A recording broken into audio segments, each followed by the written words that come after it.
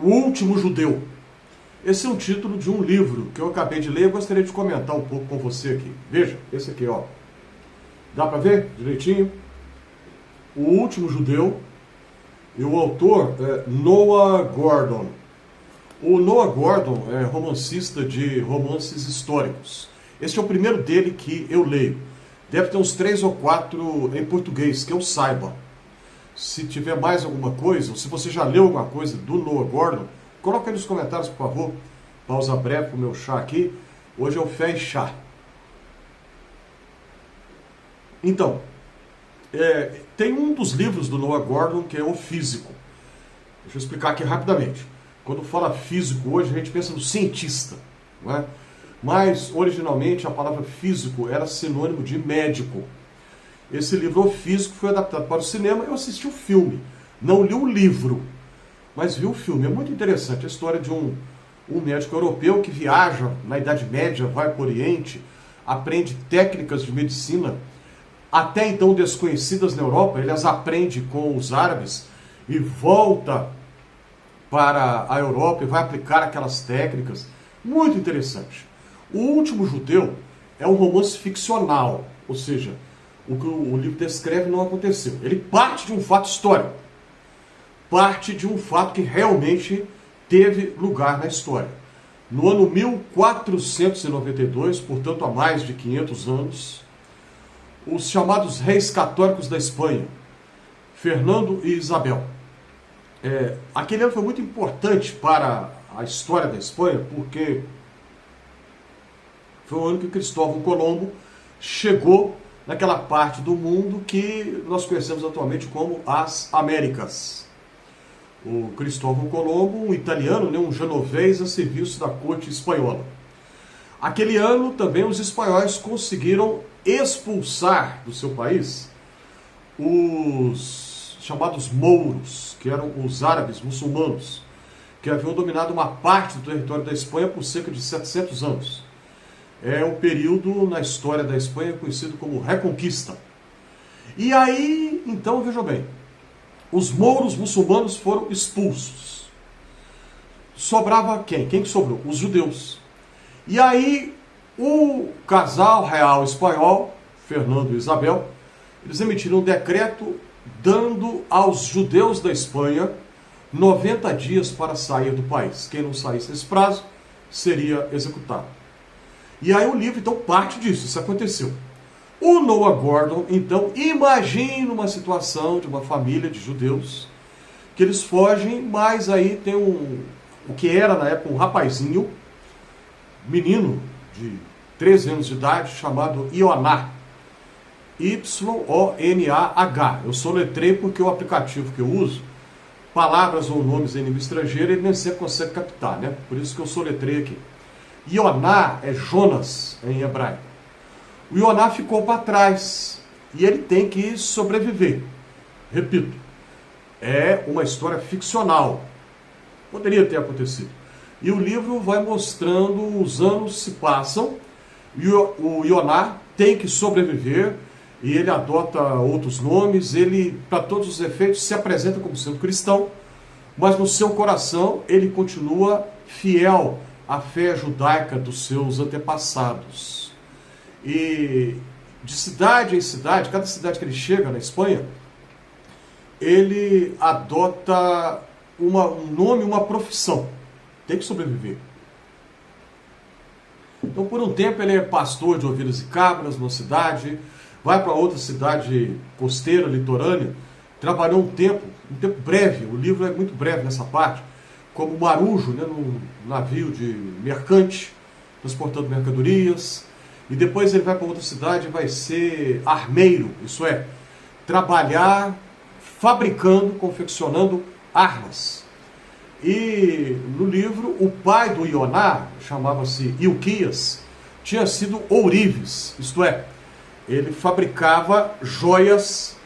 Então, o Ioná, vendo seu pai trabalhar em casa, sabia alguma coisa de trabalhar com metais, forjas, foles, coisas assim, o que o ajudou para trabalhar como armeiro. E depois a parte que vai gastar mais tempo no livro, quando ele se torna aprendiz de um médico. E aí ele fica lá alguns anos com esse médico, que é um senhor, já um homem de mais idade, que era um cristão, e sabe que era judeu, mas não se incomoda com isso. E aí o livro vai mostrar, é muito interessante, né? O Ioná, ele adota o nome espanhol de Ramon, né? Porque tinha que sobreviver, né? Ninguém podia saber que ele era judeu, a não ser esse mestre médico dele, que nunca o denunciou e nunca se incomodou pelo fato do seu discípulo ser judeu. Então ele, com esse nome, né, de Ramon, ele é submetido a um exame para que lhe fosse concedido o título oficial de médico. Muito, muito interessante esse livro. E, bom, ao ler o livro veio uma reflexão à minha mente, eu gostaria de compartilhar aqui com você. O que aconteceu na Espanha da época, infelizmente aconteceu em outros lugares, não foi só naquele país, naquele ano que isso aconteceu, não. Alguém, um governante, um poder político, elege um inimigo, joga toda a culpa de todos os problemas nele, e a propaganda divulgada é: se este grupo aqui, que representa o mal, se esse grupo for eliminado ou expulso, todos os problemas se resolverão. O que é uma solução simplista para um problema muito complexo. Como eu disse, isso aconteceu em outros lugares, em outros momentos. Vou dar um exemplo só. Na década de 70 agora do século XX, mais ou menos 50 anos atrás, Idi Amin Dada, que era o ditador de Uganda, país africano, mais ou menos centro-sul do continente africano, ele deu uma ordem para expulsar os indianos do país. Todos os indianos, e o mesmo prazo, 90 dias para sair do país. E é claro que isso foi uma calamidade, né? Porque os indianos controlavam, ou tinham uma presença, melhor, controlar não, eles tinham uma presença muito grande no comércio de Uganda. E o país entrou num caos econômico por causa daquela decisão mal tomada do Idi Amin. Mas voltando aqui ao último judeu e à reflexão que o livro trouxe à minha mente. Sugerir um grupo como responsável por todos os problemas e dizer, ou eles são expulsos, vão embora, ou então nós os mataremos, é um erro muito grave. Isso aconteceu na Alemanha de Hitler, 80 anos atrás, 85 anos atrás. Os judeus, de novo, os judeus, eleitos como bode expiatório de todos os problemas do país, vamos ou matá-los, ou então que eles saiam daqui e tudo se resolverá. Resultado, o Holocausto, 6 milhões de judeus foram assassinados.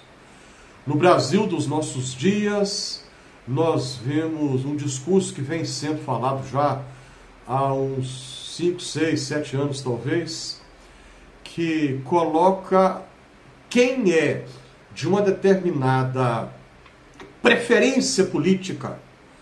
Esse pessoal é o responsável por todo o mal do mundo. São todos mentirosos, mau caráter, maldosos, são desonestos, não tem Deus no coração, então nós temos que odiá-los, temos que matá-los porque eles não são cristãos, não defendem princípios cristãos, são contra Deus, são contra a Bíblia, vamos acabar com eles. Um líder político chegou a dizer para matá-los, e falou isso com todas as letras. E infelizmente nós temos pelo menos um caso no Brasil de alguém que levou essas vias de fato no sentido literal. Esse discurso de ódio não resolve problema nenhum de nada. Porque eu jogo a culpa no outro, se eu tirá-lo daqui, seja porque eu vou cancelá-lo, como se diz, né, em redes sociais, vou destruir a sua reputação, vou matá-lo literalmente, e aí tudo vai ficar bem. Isso não resolve absolutamente nada. Porque os problemas de uma sociedade, não importa qual seja, são sempre muito complexos. E soluções simplistas não resolvem absolutamente nada. Geram likes em redes sociais, geram curtidas, né, de joinha. É só isso. O problema continua. Porque quando eu elejo um grupo como sendo o bode expiatório da sociedade, que eu vou ter acabando com ele tudo se resolve, eu esqueço que muitas vezes eu sou parte do problema e não da solução. Então, um livro, ainda que seja um romance de ficção, mas um livro como O Último Judeu, serve de alerta para que nós não nos deixemos levar por discursos que apregoam ódio e vontade de destruição. Não dá para aceitar um discurso assim de jeito nenhum. Faz sentido para você? Pense nisso que eu estou falando aqui. Você já leu alguma coisa do Noah Gordon, o judeu, ou talvez algum outro? Coloca aí nos comentários. Ajude a compartilhar esse conteúdo. Inscreva-se aqui no Fé e Café e aceite a minha gratidão caso você já tenha feito a sua inscrição.